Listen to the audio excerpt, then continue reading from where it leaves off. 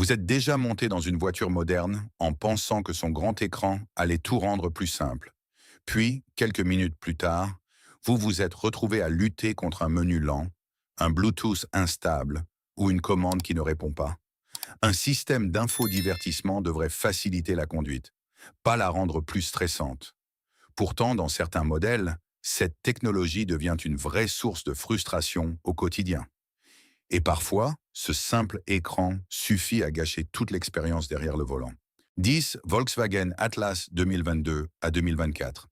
Commençons avec le Volkswagen Atlas et l'Atlas Cross Sport, surtout les modèles produits entre 2022 et 2024.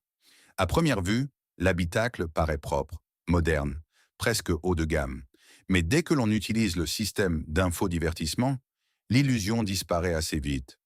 Volkswagen a remplacé presque toutes les commandes physiques, y compris le bouton de volume et les réglages de climatisation, par des commandes tactiles et des curseurs intégrés à l'écran. Le problème, c'est que ces commandes ne sont même pas rétroéclairées. La nuit, le conducteur doit donc deviner où poser le doigt, alors qu'il devrait garder les yeux sur la route. Certains propriétaires ont aussi signalé des bugs, des écrans figés, ou même des lignes statiques qui obligent à réinitialiser le système. Quand on paie un SUV autour de 50 000 $, devoir redémarrer son écran comme un vieil ordinateur devient difficile à accepter. Volkswagen a fini par reconnaître son erreur et a promis le retour de vrais boutons sur de futurs modèles. Mais pour l'Atlas 2022 à 2024, le mal était déjà fait. 9 GMC Infotainment. Passons maintenant à GMC. Sur le papier, quand on achète un Sierra 1100 ou un modèle GMC récent, on s'attend à retrouver la même impression de solidité dans la technologie que dans le véhicule lui-même. Mais pour beaucoup de propriétaires, le système d'infodivertissement a vite cassé cette image. Les plaintes reviennent souvent sur les mêmes problèmes. Écran qui se fige en pleine conduite, Bluetooth qui se coupe sans prévenir, GPS qui donne de mauvaises directions, ou système qui redémarre tout seul comme s'il avait perdu le contrôle. Imaginez partir vers un chantier, un rendez-vous important, ou simplement rentrer chez vous et voir votre navigation abandonnée en plein trajet. Certains conducteurs ont même signalé un écran noir, des coupures audio soudaines et dans certains cas, des soucis de batterie liés au logiciel. Pour un véhicule censé inspirer confiance, ce genre de problème donne une impression d'inachevé. Et c'est là que la frustration devient réelle. Ce n'est pas le moteur qui déçoit, c'est l'écran qui gâche l'expérience. Moi, c'est lui, Toyota Entune 2016. À 2020, Toyota a une réputation presque légendaire en matière de fiabilité. Beaucoup de conducteurs achètent une Camry, un Tacoma ou un Quagrunner parce qu'ils veulent une voiture solide, durable, capable de tenir des années. Mais entre 2016 et 2020, le système Entune a montré que même une marque réputée peut se tromper lourdement sur la technologie embarquée. L'interface était souvent jugée vieille, lente et peu intuitive. Sur certaines versions, Android Auto n'était même pas disponible, ce qui donnait à une Toyota neuve une sensation étrangement dépassée pour les utilisateurs Android. L'application Compagnon posait aussi problème. Mises à jour fréquentes, connexion instable, applications qui ne se lançaient pas, et parfois un système entier qui semblait simplement abandonné. Les menus étaient trop profonds, les graphismes paraissaient datés, et l'usage quotidien devenait vite pénible. Alors, à quoi sert une voiture capable de durer très longtemps si son écran, lui, fait perdre patience dès les premières semaines? 7. Jaguar Range Rover InControl et PV Pro. Dans une Jaguar ou un Range Rover, on s'attend à une expérience raffinée. Le confort, le silence, les matériaux, tout doit donner l'impression d'être dans un véhicule premium. Pourtant, sur certains modèles comme le Jaguar F-Pace 2017 à 2020 et le Range Rover Velar, le système d'infodivertissement a souvent cassé cette sensation de luxe. Le système InControl, puis PV Pro sur certaines versions, a été critiqué pour sa lenteur, ses bugs et son manque de fiabilité.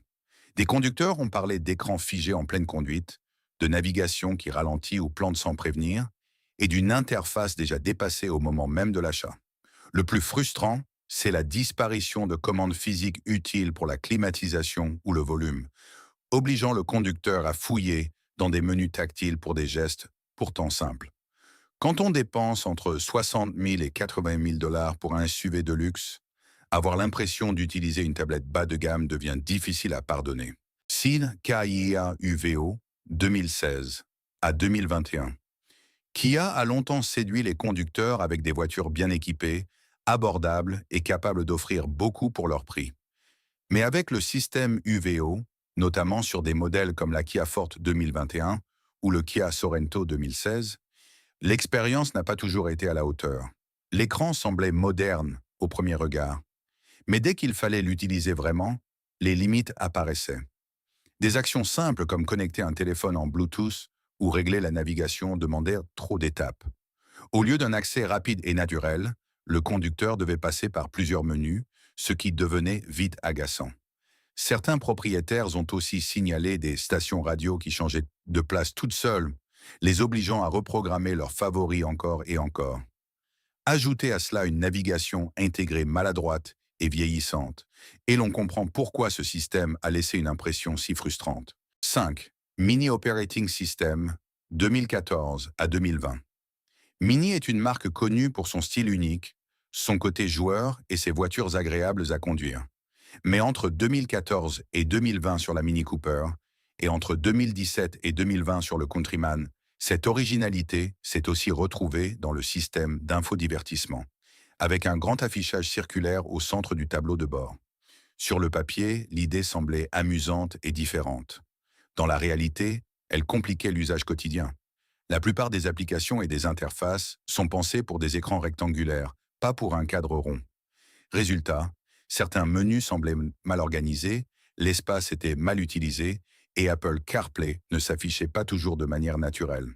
En plus, Mini avait tendance à concentrer trop de fonctions dans un seul écran. Navigation, musique, information du véhicule, parfois même certaines données de conduite.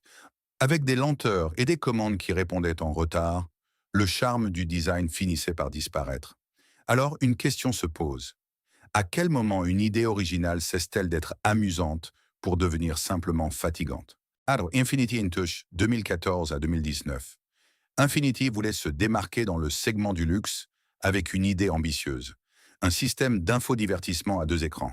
Sur les Infiniti Q50, Q60 et Q80 de 2014 à 2019, cela pouvait sembler moderne au départ. Un écran en haut pour la navigation, un autre en bas pour l'audio ou la climatisation. Mais dans la vie réelle, cette solution a surtout divisé l'attention du conducteur. Au lieu d'être fluide et intelligente, l'interface donnait l'impression de jongler entre deux systèmes moyens. Les propriétaires ont signalé des lenteurs, des blocages, des écrans noirs et des graphismes déjà vieillissants au moment du lancement. Certains conducteurs se plaignaient aussi d'une connexion de téléphone instable, au point de rouler parfois en silence parce que le système refusait simplement de fonctionner. Dans une voiture de luxe, ce genre de détails ne passe pas inaperçu. 3. Mercedes-Benz M-Bucks 2020 à 2023. Mercedes-Benz est censé représenter l'équilibre parfait entre luxe, confort et technologie de pointe, avec le système M-Bucks présent notamment sur les classes E, classe G et classe GLC de 2020 à 2023. La marque voulait offrir une expérience moderne, riche et personnalisable. Sur le papier, tout semblait impressionnant. Grands écrans nets, thèmes configurables, commandes vocales avancées. Mais le problème n'était pas ce que le système pouvait faire. Le problème, c'était la façon dont il fallait l'utiliser. Les commandes tactiles capacitives sur le volant sont devenues une source de plaintes constante. Un simple geste, un pouce posé au mauvais endroit, et la musique pouvait changer, la navigation pouvait être modifiée ou un réglage pouvait bouger sans que le conducteur l'ait vraiment voulu.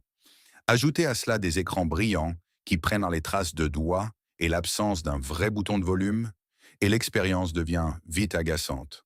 Parfois, le vrai luxe, ce n'est pas d'avoir plus de fonctions, c'est d'avoir des commandes simples qui marchent du premier coup. 2. Volvo Sensus 2017. À 2019, Volvo est souvent admiré pour ses intérieurs sobres, élégants et inspirés du design scandinave. Dans les S90 et V90 de 2017 à 2019, le grand écran vertical du système Sensus donnait d'abord une impression très moderne. Mais derrière cette présentation propre et minimaliste, beaucoup de conducteurs ont vite découvert une expérience moins agréable. Le système était régulièrement critiqué pour sa lenteur, ses blocages et son manque de réactivité. Une simple pression pouvait demander plusieurs secondes avant d'être prise en compte, ce qui rendait les actions quotidiennes plus fatigantes qu'elles ne devraient en l'être. La commande vocale, censée simplifier la conduite, se trompait souvent ou ne reconnaissait pas des demandes basiques comme entrer une destination. Résultat, ce bel écran finissait par devenir une source d'agacement.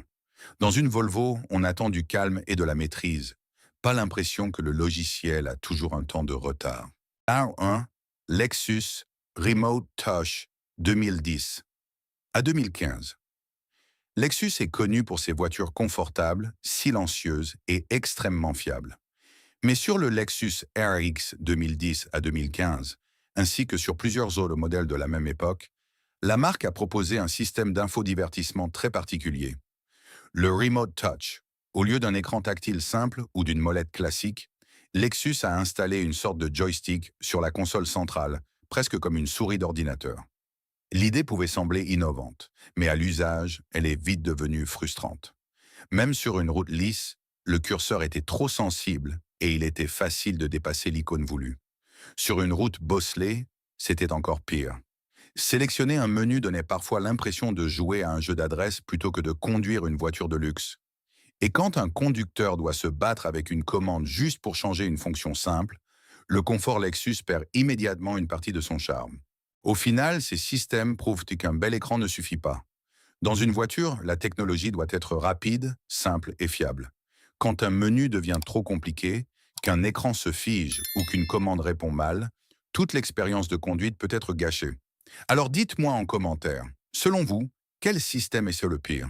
N'oubliez pas d'aimer la vidéo et de vous abonner pour découvrir d'autres analyses automobiles sans détour.